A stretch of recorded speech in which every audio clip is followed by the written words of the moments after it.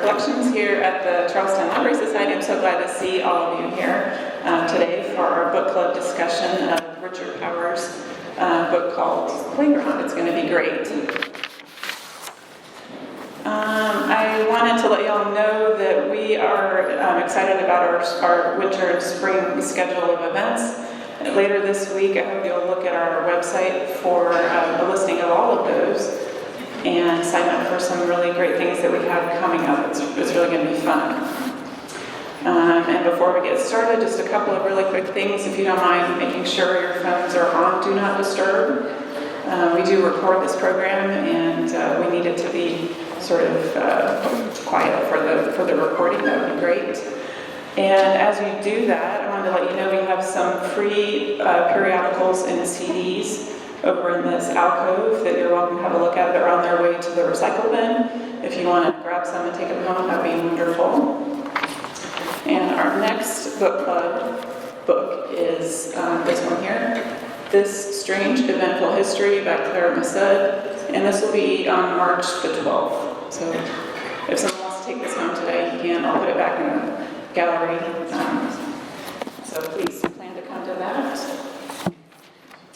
And then one last thing. So because we have heard from so many people that there is a deep desire for further engagement with our book club, we're going to try something a little different this morning. We'll do the regular book club that you're used to with a presentation followed by a chance for questions and comments from the audience. And then we'll take a 10-minute break, and if you would like, we invite you to stay for a little bit longer, where our panel of presenters here will meet with you, and you can have a more intimate conversation about the book. If you feel a little more comfortable sharing your feelings about the book, that's the hope. So we'll finish on time and then take a 10-minute break. And if you'd like to, come back up here to the front, and we'll just gather right up here. All right. So this morning we're going to be hearing from Clare Meyer and Tina Wardrop and Diana Hambleton and Susan Porter. And I want to tell you, they've each put in hours of work to prepare for today's discussion. So I really want to tell them thank you, and we'll get started.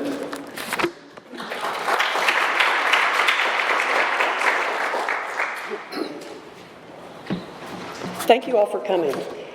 I'm going to start out with a brief overview of Richard Powers and his background, and then do a very high-level summary of the book, and then turn it over to my committee members to talk about some of the specific main characters and themes in the book.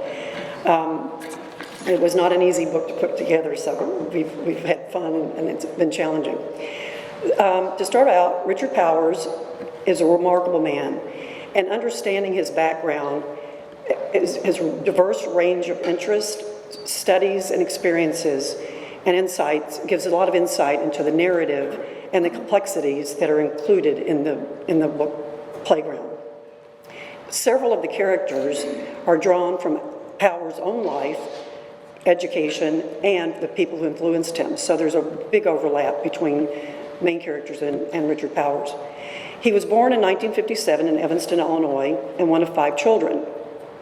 In his early childhood, his sister gave him a book on coral reefs, which had a major impact on his interest in the ocean. When he was 11, his family moved to Bangkok, where he spent time swimming in the reefs and observing the diverse range of species in the waters there. This time of his life would influence his interest in becoming a marine biologist. However, when his family returned to the United States when he was 16, he began to explore careers in paleontology, oceanography, and archaeology before choosing physics. This is Richard Powers. In 1975, he enrolled as a physics major at the University of Illinois. During college, he spent his off hours learning the massive computer system at the university. But he didn't stay in computer science, and he didn't stay in physics. He switched his major to English literature and completed his MA in humanities in 1980. Following graduation, Powers moved to Boston, where he worked as a computer programmer and freelance data processor. He enjoyed reading books and playing music. He played different kinds of instruments, but he also read history, sociology, political science, aesthetics, and hard science theory. Just for casual reading, I suppose. He lived near the Museum of Fine Arts, where he saw an August Sanders 1914 black and white photo of 3 farm boys going to a dance. He was so moved by that photo that it encouraged him to quit his job and devote himself to writing his first novel in 1985, 3 farmers on their way to a dance. From there, he moved to Holland and started writing more novels. His second novel was Prisoner's Dilemma. He has since then completed 11 other novels, including The Ogre Story, which I believe you've heard about, which was the 2018 Pulitzer Prize for Fiction and shortlisted for the Booker Prize. He has an impressive list of awards and honors, which are too long to go into now. We'd be here all day. Suffice it to say, Richard Power has a remarkable life and shares profoundly philosophical messages on a number of important topics in his novels that he writes. So now to a high-level summary of the book. Playground is Power's 14th novel and long-listed for the 2024 Booker Prize. It is a novel that incorporates the vastness of our oceans and the centrality of play in the story of human evolution. He suggests that all the world is a playground, with various forms of play to challenge the intelligence, intuition, and creativity of multiple species. During an interview with him on Politics and Prose, he answers the question about why the name playground. I'll paraphrase his response. The word play has 247 definitions in the Oxford Dictionary and 603 meanings. For example, we play with words, we play sports, we play dead, we play with fire, we play the field, we play hardball, we play God, and on and on and on. He philosophizes about play, how to adapt to change and continue the game of life, as well as to adapt to the reality of loss. Play was evolution's way of building brains, Powers writes. If you want to make someone smarter, teach them to play. He also believes that we as humans do not have an accurate understanding of how small humans are in the context of the planet's species, particularly the ocean. And while it's difficult to summarize the novel due to its depths and complexities, the 3 colleagues here are going to try to do a better job than I'm doing with a high-level explanation. But the book starts out, and it's maybe a little complicated when you start the book to understand what is this about the beginning. But setting up us on page 1 for the playground theme, Powers states that prior to the existence of sea, sky, sun, and moon, the act of creation was actually a game of play by Ta Aurora, the supreme god of Tahiti, artist of life, death, and sea. Bored and lonely, he played with the props at hand to create the earth. An eggshell for the foundation of the earth, bone for islands, and mountains and tears for the world's waterways. The French Polynesian island of Makatea and 4 main characters with divergent backgrounds come together over decades to form the story. And while each character has their unique sociological, psychological, emotional, and scientific dimensions that create the story's meaning, they are all committed to some form of play. I'll now turn to Clare Meyer to talk about Makatea and Aina. Good morning. In his book, Richard Powers uses Makatea as an example of environmental exploitation and cultural tension. You know, as a reader, I didn't realize that Makatea was a real place. I didn't believe that this destruction actually happened. The island of Makatea is part of French Polynesia, and that's the map we were looking at. Makatea is a small, uplifted coral plateau in the middle of the Pacific Ocean. And that's it. It is half the size of Manhattan and only 7 kilometers, that's approximately 4.5 miles across. It is thought that it was settled 40,000 years ago by people walking overland from Australia, and then about 5,000 years ago by islanders from around the Pacific traveling by outrigger canoes without any maritime instructions to guide them. The Europeans arrived in the 1500s. Macateo has a deposit of phosphate formed by decaying bacteria. Phosphate is very important for fertilizer. Shortly after it was discovered in the late 1800s, investors began the extraction of the phosphate. 11 million tons of phosphate sand were extracted from limestone cylinders between 1906 and 1966, leaving over 1 million holes on the island. The holes can be several meters wide and more than 30 meters deep. We recall in the book Rafi taking his son on a rite of passage to catch coconut crabs and how dangerous the night hunt was because of the treacherous holes. When the mining stopped, the island was not remediated, and the local people made very little money in the process. This is a picture of the holes. It's an aerial shot of the holes. Today there are approximately 800 people living on the island. In Playground, Ina, of French Polynesian descent, is an artist living on Macateo. To her, everything is art, and her life is art. She plays with organic and man-made objects and adapts them to focus on environmental issues. She finds plastics that have been consumed by and killed birds and sees mankind destroying much of the environment. The community of Macateo has a major decision to make. Should they approve the proposal for investors to proceed with the building of seasteading or not? Seasteading is a real-life concept of creating floating, autonomous communities or cities at sea in international waters. They are built in order to experiment living outside of existing governments and social organizations.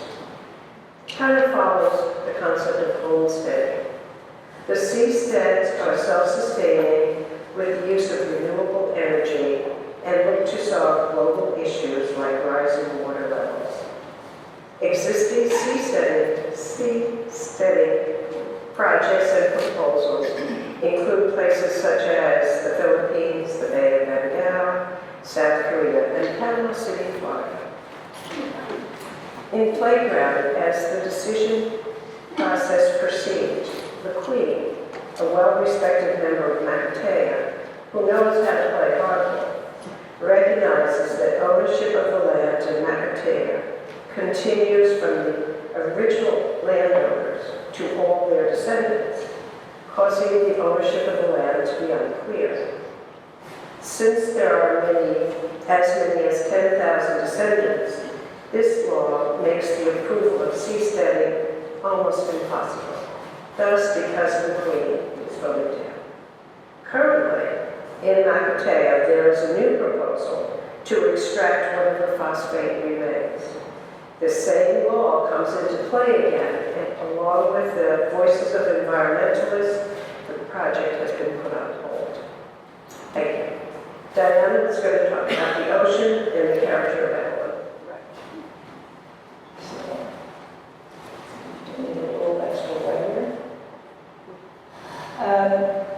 So, as Claire said, I'm going to speak about Evie and the oceans. Montreal, 1947. At the age of 12, Evie Ballou is having a hard time.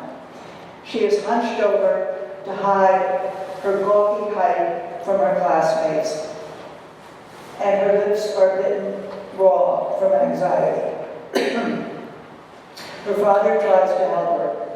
He fits his daughter with a 40-pound aqualung, throws her into a test pool, and tells her all she has to do is to breathe. And by doing just that, a whole new grace comes to Evie, a lifelong commitment to water, edgeless and muffled, without noise or politics, a substance that allows her to feel, quote, cradled in a great, kind palm, end quote. Loosely modeled after American marine biologist Sylvia Earle, Evie is the character Richard Powers creates to express his views about the ocean. Although her expertise as an oceanographer puts her in the public eye, speeches at the United Nations, a role on the President's Ocean Advisory Board, Evie's passion is really for diving.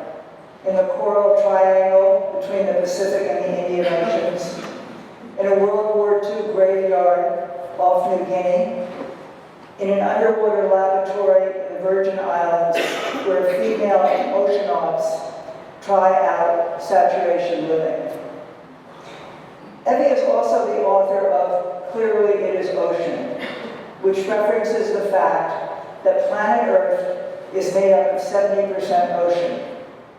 Her book, which so inspired Todd Keene as a child, frequently leaves us wonderstruck by the wildly weird Dr. Seuss creatures it describes. The tortoise that navigates by the feel of the Earth's magnetic field, the jellies that blink psychedelic colors like electronic toys, the fish with transparent heads that reveal their brains. Evie's adventures also reveal how sea creatures play by themselves, with other sea species, and with us, humans. They also exhibit caretaking instincts. For instance, an otter wraps her offspring in kelp to keep it safe as she searches for dinner. But perhaps the most poignant moment in the book is when Evie and the boat pilot free a manta, which is tangled in a poacher's fishing net. The next day, the released manta breaks with the other fish at the cleaning station off Makatea to thank his human rescuers for their help. But if the first part of Evie's book is bursting with awe about the oceans, she also takes on the dark side and the destruction that has happened since her girlhood. Oil frequently spilled from rigs, the disappearance of various species, the coral cities built over a span of 4,000 years, now filled with sludge, the metals and plastics that contaminate the food chain. As Richard Powers notes in an interview, 99% of the plastic we have put in the oceans cannot be located or traced.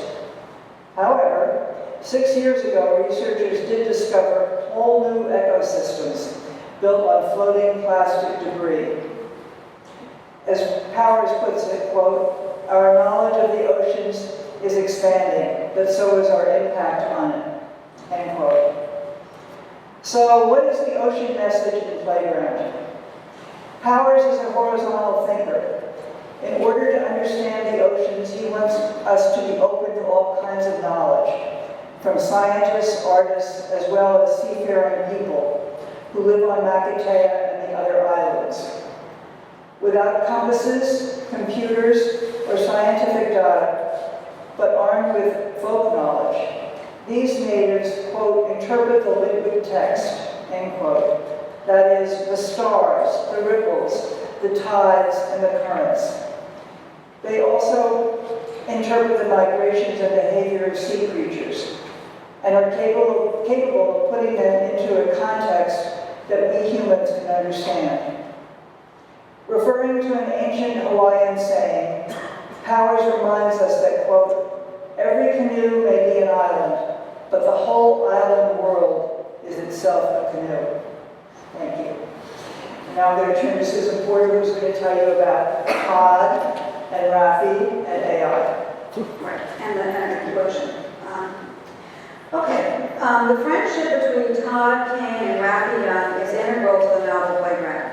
Born into the last generation, born before personal technology, the trajectory of their relationship will play out against the backdrop of a 30-year emergence of technology as one of the most life-transitioning and powerful industries in the world.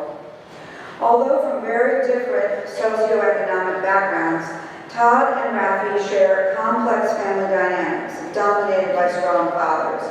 Todd's father, a wealthy trader at the Chicago Board of Trade, has instilled in his son a love of game playing and aggressive competition.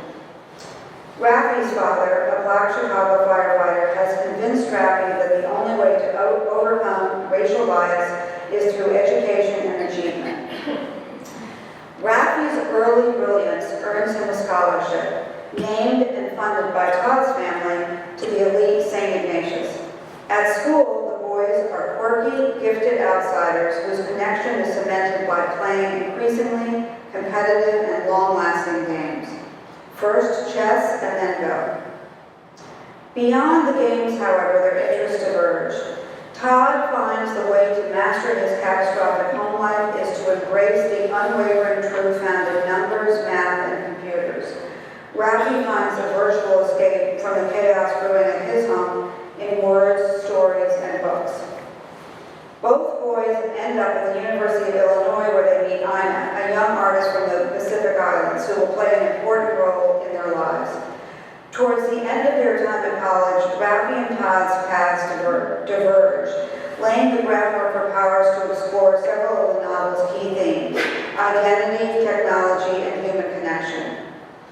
Their friendship initially ruptures owing to what Rafi perceives is a betrayal of trust by Ina and Todd.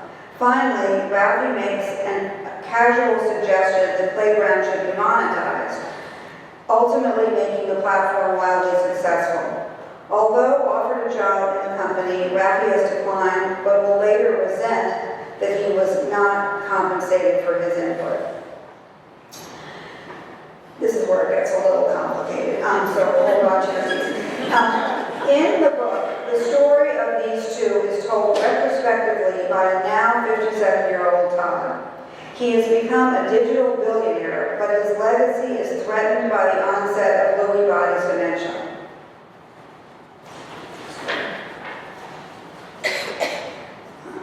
Todd is a pioneer in artificial intelligence, aiming to develop this advanced technology that can capture and preserve his memories before the illness destroys his mind.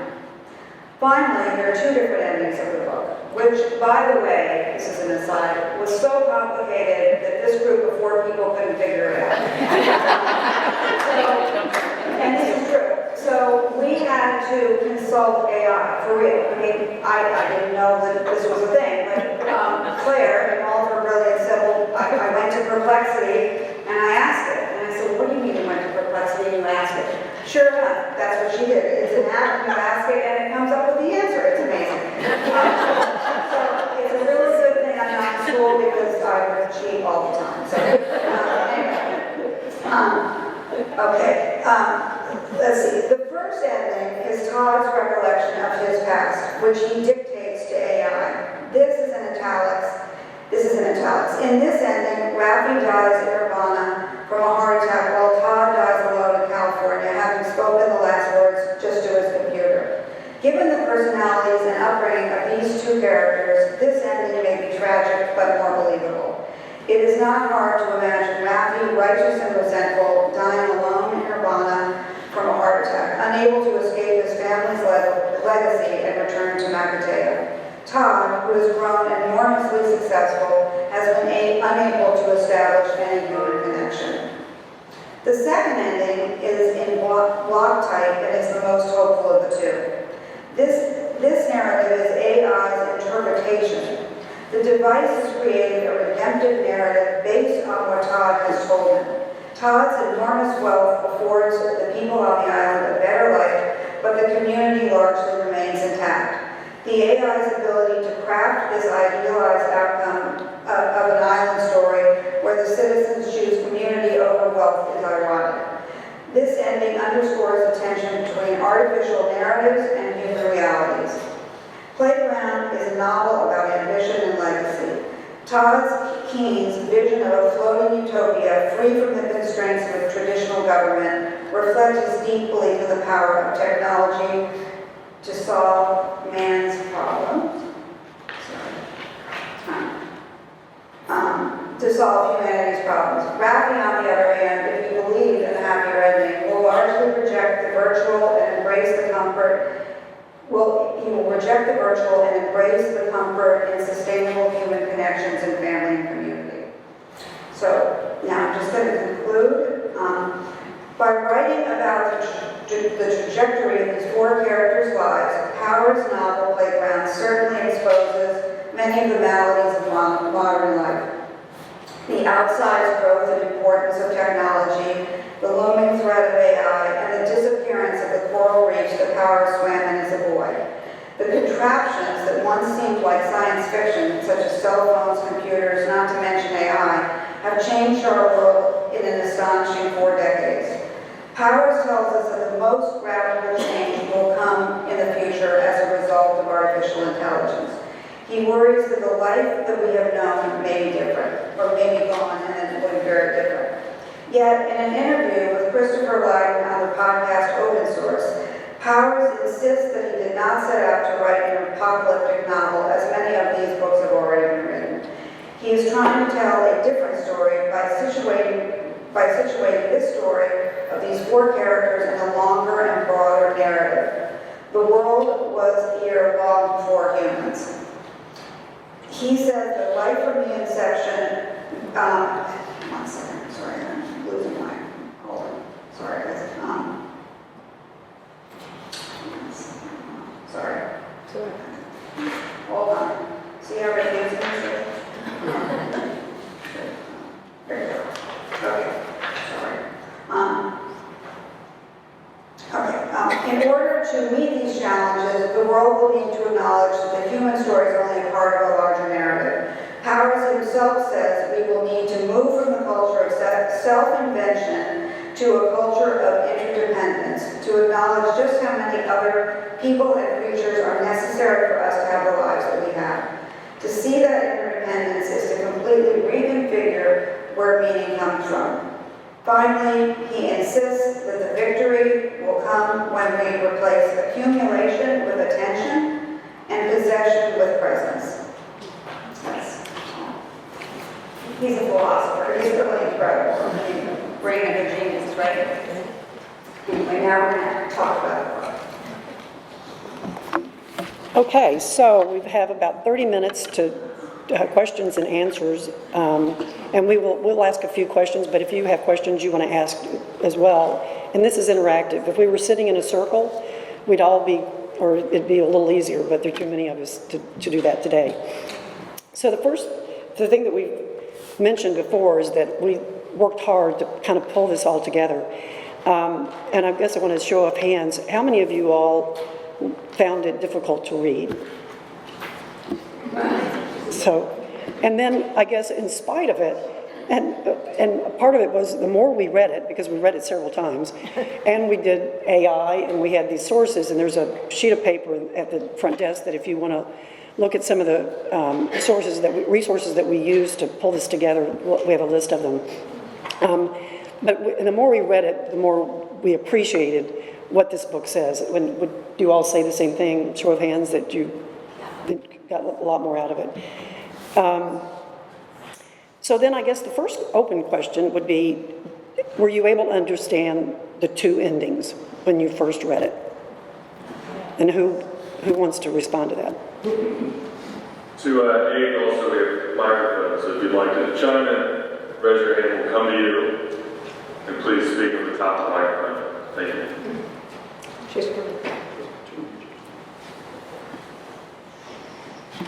Thank you. So I did clock that there were two endings, but the interesting thing is that I don't know if anybody else, like I did, listened to the book. So I had listened to the book, and my good friend Mary Gus said, "Did you like the book?" And I said, "I did, but I don't know." I mean, I did. I really enjoyed the book, and I got a lot out of it, and I understood many of the main premises that you covered. Missed many of them too. I'm sure others did, but Mary Gus said, "Yes, of course there were two endings. Didn't you see it in the two different prints?" So I tossed one, like, no, because I listened to it. So I think that's such an interesting commentary. That was a really interesting issue for me, thinking about the difference between listening to something and reading it. And I'll bet it took me, as a listener, a lot longer to figure out that there were two different endings. But I did get it at some point, like, oh, this is not real. What's happening here is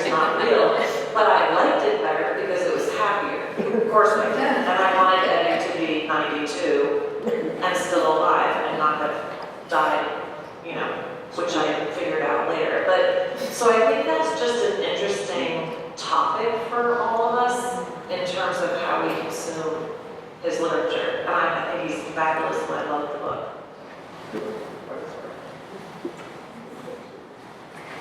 Anybody else want to respond to that? I think that's also one of the things that he is wrestling with is what do we know is real and not real in the age of AI. So to have this AI system create a happy ending when that's really not what happened, you know, which do you really believe? It's kind of what you want to believe, I guess, is where that takes us. So which of the characters was the most interesting to you? And that's open-ended also for anyone to respond.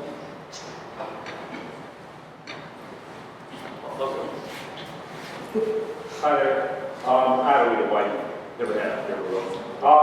I really enjoyed Evelyn because, you know, the oceans really are an incredible place. Hopefully everybody's had an opportunity, and I'm sure we all have, to see documentaries and different things. And from our generation, man, we grew up on Jacques Cousteau. I mean, gosh, my dad, we lived for those shows when they came about. And I did double check, and good old Jacques, and an engineer, did invent scuba. There was some stuff before that, but he really is credited with the apparatus and the regulator. And I urge you all, if you've never had the opportunity to do some scuba, you can go down to the Caymans or some other of those places. For 3 hours, we teach you in a pool, and then they take you out. You don't go real deep, you go about 30 feet. And it's truly an amazing experience. So I like Debbie up one side and down the other.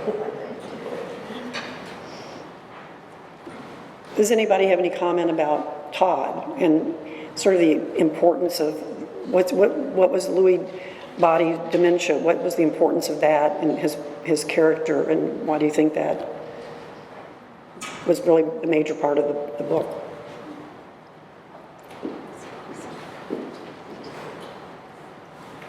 I feel like I'm stating the obvious here that nobody else was going to. He's a creature totally of his mind. So obviously for him, of all the characters, to lose his mind was particularly poignant and tragic. It also shifted the whole sounds beneath your feet because, you know, that was the construct coming from him was what was driving the whole novel. So I thought that was incredibly clever in that whole thought because of how thought-provoking it then became, you know, what is your mind, what is AI, etc., etc. And for me, I think it's also, this is quite personal, but he's fine now, so I'll talk about it. My son is bipolar, and he basically lost his mind from the age of 17 to 22.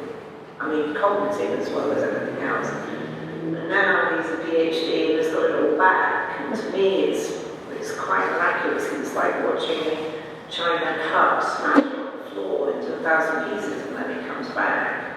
So that's always made me think about these issues of cognition and personality in a slightly different way, I think, which is what I loved about this book.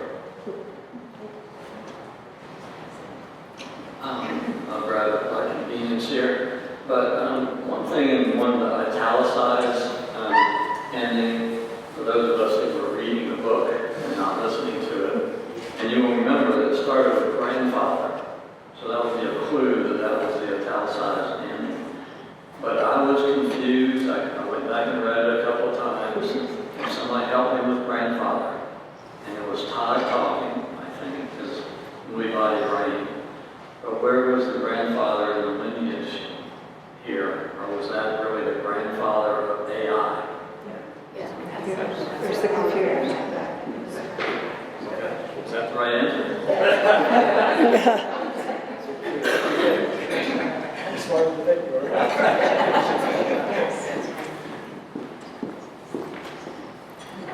I found Todd to be a very tragic character of this novel, an exemplary of the isolation that our young people, and as we go forward with social media and relying on AI friends, AI to be their companions and their confidants, and he was very alone. It was just him and the computer.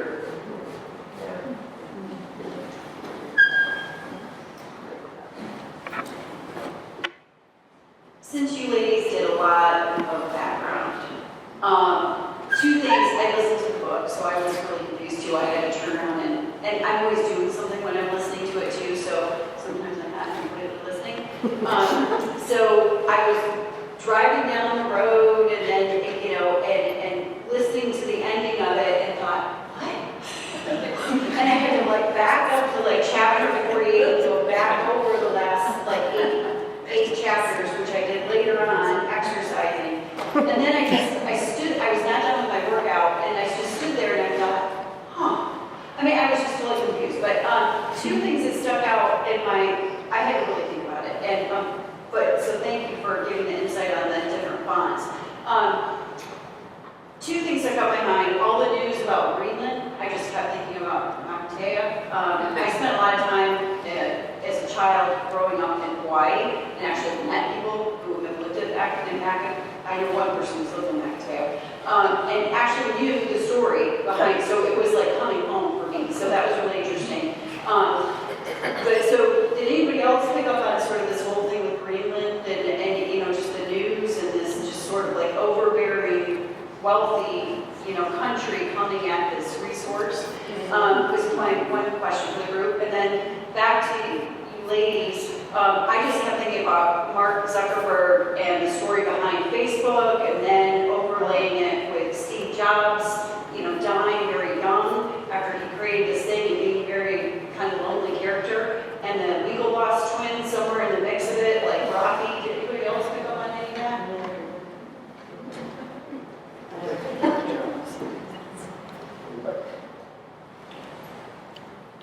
So I think the one question was about Rafi, and what was it? I'm going to repeat that. I'm probably going to mess this up, but so Facebook was created by Mark Zuckerberg in his dorm room in college, and he had these two friends, acquaintances. I don't think they were quite friends. They happened to be identical twins called Winklevoss twins, and they later went on. They had created sort of a social network kind of thing, and there's a whole movie about this, and there's books about this, etc. I think it's called The Social Dilemma, and they've been all over like the news because there were all kinds of legal cases around the Winklevoss twins saying that they ultimately gave the idea behind Facebook to Mark Zuckerberg, and they were looking for compensation. Yeah, that's an interesting observation about that relationship between Rafi and Todd. And Todd feels guilty that he didn't compensate him. So then he gives, before he dies, in the good ending, he gives the money to the island so that they don't have to depend on or even debate the issue of the investment in seasteading. Tina, can I add one thing to that, just because it just brings to mind all that you've been talking about. There was an interview with Powers, and he said one thing that he finds so astonishing is that as humans, we just adapt to we adapt to the cell phone, we adapt to computers, we adapt to all, a changed world. And if you look back 40 years ago, all of this change has been in 4 decades, basically. And he said that humans have an amazing ability to just, sort of reset and keep going. But our brains have been changed. Our society is completely different than it was when we all grew up, or at least when I grew up. So I think what you're saying is that all of this has happened pretty rapidly, and it's astonishing, really. And his other point, which I don't know what it's going to look like, but is that AI will be even more accelerated than all that you just discussed. So I just wanted to. He's concerned. To make a long story short. I want to back up really quick on the person that I knew that had spent time in Makatea. It was a sailor who had been born and raised in Hawaii and had sailed his boat through the Micronesia Islands and had had a boat issue go somewhere and ended up in Nakatea. And his story was, so he ended up there for several months because they didn't have a whole big bunch of parts laying around to fix the boat to get back to Hawaii. And he said it was heart-wrenching because they were paid. There was some type of leave. Every citizen was paid. It's kind of like, it reminded me of like, I don't know, back in the 80s, 90s with Exxon in Alaska and the oil spill and all the compensation to the natives from Alaska. He said, they get a lot of money from the government. They're really motivated, or from the, I guess not the government, it was probably from the company that had been doing the mining. And then they're really not motivated to do anything else. And so there's a lot of disease, there's not very much progress, a lot of alcoholism. It was really, he said it was really eye-opening and just horrible. It was kind of, but that's from the 17-year-old's perspective. I haven't heard that story since I was 17. And this book just went, I was like, oh wow, I remember this being discussed.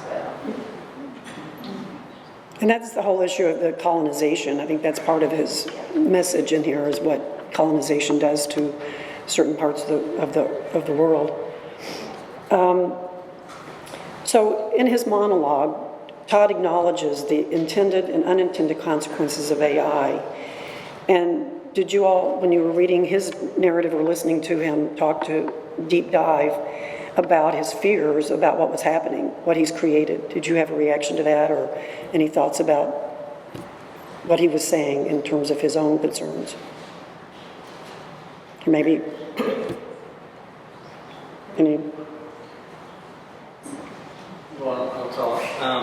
So the parallel, even though it was real small pieces of the projection of what AI would do, it seemed like, but I don't know if this book group has read Harari with some of the Homo Deus book, this particular one, he does a lot of projection of the future, of the repercussions of AI within societies around the world, with basically predicting almost, which I kind of picked up in here somewhere, that it'll create a race of humans that are so far superior in their ability to calculate and manipulate the rest of the people, that they'll basically just have that oligarchy of thought and actions.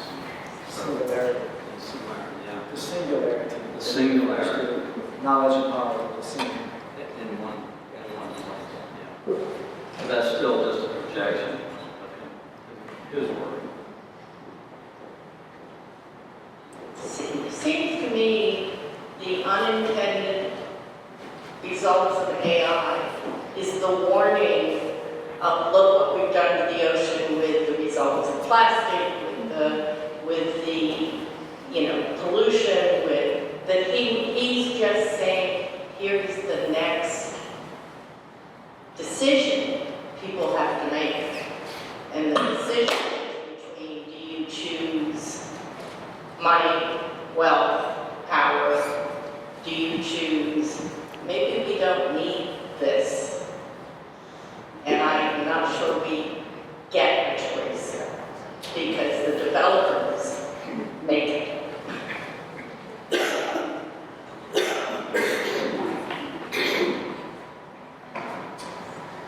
I think one of my favorite parts of the book was the plastic. It took me back to, I'm going to date myself here, The Graduate. I think the same thing. And the answer is plastic. And it was fascinating to me that she found garbage, basically, that became a piece of art for her. And she took plastic to a whole different mindset, but I think it, at the same time, reminded us how horrible it is. And how horrible, the plastic refuse is there are floating islands out there in the ocean. It's nothing but entwined pieces of plastic. And I worry that, we often are taken by something that's going to be the answer. And maybe not.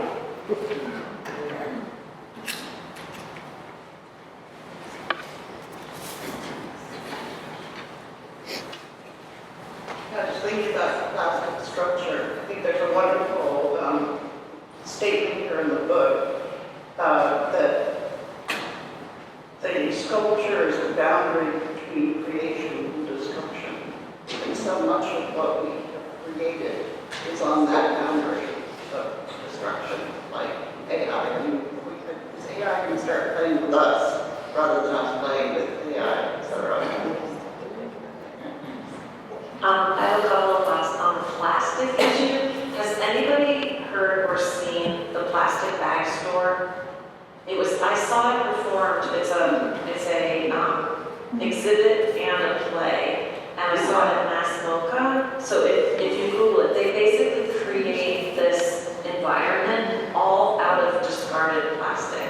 So you're in a grocery store, but it's all made from bottle caps, plastic bags. Like, definitely look it up on the internet, the plastic bag store. And that has had me think since September when I saw it about the damage that, the discarded cap of the plastic water bottle, all this stuff. So I just got goosebumps. I was particularly moved and horrified by the taking the twine off that ray. And I just thought, this is what we're doing, to the ocean. But at the same time, there were these beautiful, very memorable moments, like the seahorse grabbing onto aptly, and also creating environments using the discarded plastic when they could. So I just think that whole plastic topic is interesting. How can we not love Evelyn because her father literally forced her to sink or swim? And also talk about female empowerment, driving across the country because you don't accept the no when you are better at everything than the people who have gotten into that program. I just found her the most incredible figure and character, and all of it very moving in the context of our current world. And the other thing and then I'll stop, the most interesting thing in terms of the dynamic between Todd and Raffi, they couldn't escape who they were from their childhoods. Like, that imprinted who you are and what you think about yourself was the thing at the end of the day that tore them apart. It made them who they were, but it also tore them apart. And I thought that was tragic. I felt that. It really felt so tragic to me that they couldn't escape that deep-seated belief of who they were, despite an incredible friendship for a long period of time.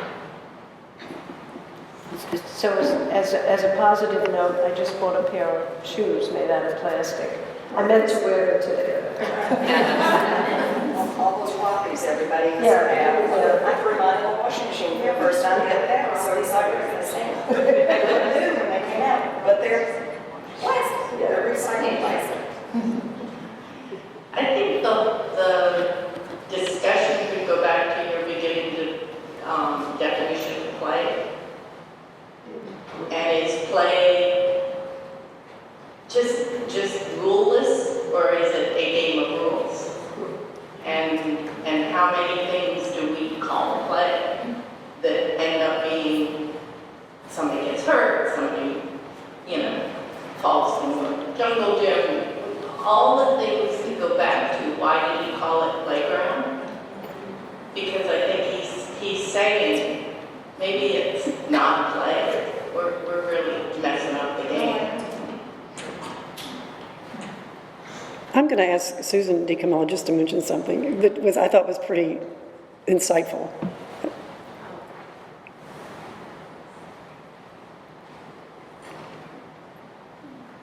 This really isn't that profound, but I thought it was. one of my comments when I was talking to you about this is the whole concept of play. It starts off so innocent, and it made me think back to when I was being raised and when I was raising children. I suspect most of us had the same message. You take care of your toys and you put them away where they belong. And when you look at what happened in this book, and the evolution of play from simplicity of backgammon and even the beauty of chess that went into bigger and bigger things and out of control. What are we doing? And how far can we stretch this? And what is the responsibility that is really important for us, and I think this book was a great platform to reflect on that. And I have to say, I really identified with the citizens of Achaia when they were given these two options, to stay simple or to be given this. And the example of what happened in real life really speaks to a lot of the choice that we have to have. Do we go with the flow? Do we do AI or no? And we're not going to have a choice to some degree as it comes up. So I thought it was a great book, but I'm glad for your interpretations. Well, I think his whole message about play, and goes back to toys, we're playing with the earth with our toys. Our toys are boats, our toys are cars, planes, all of these things that we do in our lives, and we are using the earth as our playground, and we're really not doing a good job of taking care of it. It's kind of like the recent fires in California and then the flooding from Hurricane Helene. These are catastrophes. And I think with trying to put a good spin on it from Richard Powers' point of view probably would be that we need to learn to adapt. And these are catastrophes, but we learn to shift our priorities and figure out how we can learn to play with the earth better in a more responsible way, which is hard to do. I even wake up thinking I should walk today instead of drive the car because I'll use less fossil fuel, but it's hard not to use what we have. So it's going to, maybe this book then is human beings are driven to play and to create and to win, right? Because we always want to win the game. So you have a horse and buggy, and then you have a car, and then you have a plane, and we just keep trying to win the game. But we don't always take into account the consequences of winning the game, so to speak. You have the same with computers. We've had calculators, computers, and phones, and now we've got AI, and it just gets bigger and bigger because I can do better. I can do it better than that. I'm going to ask one more question that's specific to Evie. What do you think about what choices she had to make as a woman? Here she was, this renowned oceanographer, and she became married, had children, and she had to make some tough decisions. Does anybody have any thoughts about that?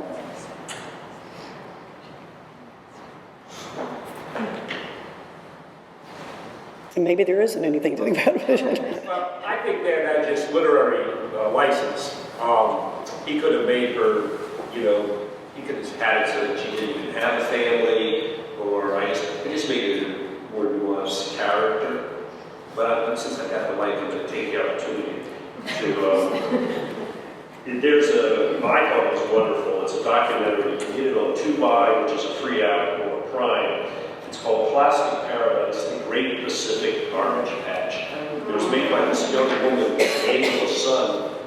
Gosh, she was in her early 20s, I think, when she made this documentary. So she didn't have a lot of resources, and she didn't have a lot of backing. And it's just horrific because there is a Texas-sized patch of garbage floating in the Pacific. And the way the currents go, it almost all washes up on Midway.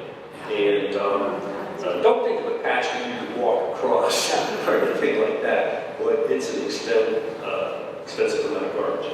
And I have one other point. Several of the questions you asked and a lot of the comments from people here about how difficult it was to understand and how they had to go back and listen to it again or read it 3 times and still couldn't figure it out. We were talking before we started. Oh, by the way, a word of caution. They didn't ask the question, but if ever the question comes up, did you like the book or not like the book? If you say no, be careful because I'll stick you on the committee.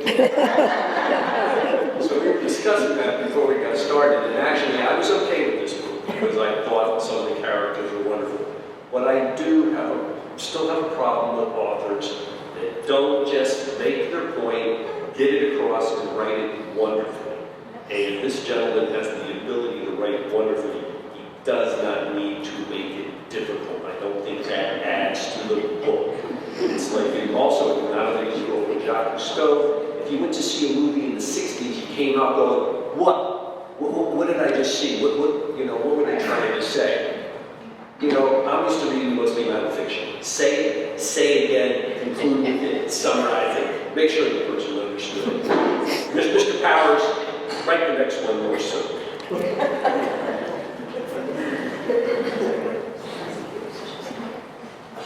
Just because I like Mike so much, I've got to say, Mike, the world isn't black and white. It's gray. You got to figure it out. It's not obvious. I'm a simple guy. Yeah, one of the things that can help in these type of books that go from one place to the next is to read, like in this case, read Todd's monologue all together, and then go back and read the block chapters together, and then you put the two stories, then you realize there are two stories. I didn't have time to do that, but it would have made my life easier had I done that. That's for me, one of the advantages of listening to books. But then I listen to books instead of crap on the TV, so, and I don't always pay close attention, but the wonderful thing for me in this book and listening to it was there were all the different voices. And so it kept it straight for me because when I would hear Todd's voice, I knew who Todd was. Yeah. And I think that I had no trouble with the ending because it was different. The voices came up, and I knew who was talking. So, sometimes listening to a book can be a really positive thing after you've read it, or sometimes read it and then listen. I mean, I think it can help you out in some ways, in this book in particular.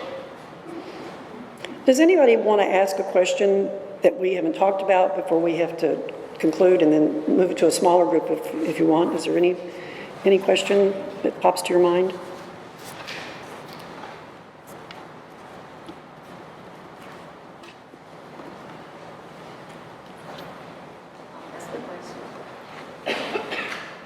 So I'll ask one since it kind of connects to what we just said, but the notion of characters and how many characters are in any given piece. I'm not super well read, but after reading this, I was discussing it with a friend of mine, and he said, so many characters.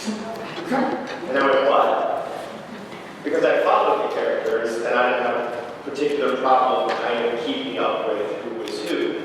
But if we go back to the last book club, and I usually read nonfiction, I couldn't remember who the heck was on what street in Charleston and whose wife of who. I couldn't keep it straight. So part of me then wondered, A, has anybody ever had a notion of how many characters and how that plays into your enjoyment of reading, right, versus struggling? And then the second piece of it would be, is it a fiction, nonfiction split?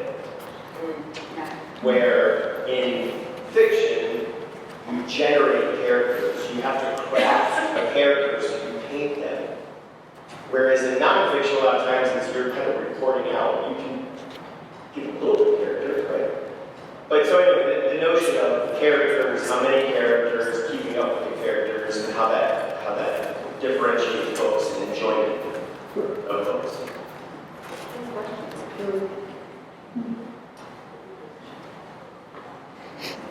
I think to that point, and I did find this a little bit in this book, was there were a lot of characters and some of them had very important roles, but it almost felt like he was writing them like, for example, I'm forgetting her name, who they both were in love with in college, but she was a hugely important character, and she got a lot of talk in the beginning, but then she kind of went away, and it was like, oh yeah, wait, I need to write about her again. I feel like if you could really fully develop a character and give them a story and let them own their story and carry it strongly throughout a book, have as many characters as you want. But I think that even strong writers like Richard often have to come back and reinsert the character because they thought they are important, but I haven't delivered their full message yet. And I think there were several characters in this book that kind of felt that way. It did seem very distracting in that way for me personally. Anything else anybody wants to add? And I think we're kind of at the end of the hour. But who would like to stay? Is there anybody wants to stay around for a little bit? We're happy to discuss the book more, and we'll pick up some of the sheets over there if you want to look at some other resources that helped us understand the book. And the interviews that he has on various places are pretty insightful. It's just really neat to hear him talk about the book and about his philosophy. So anyway, well, thank you all for coming.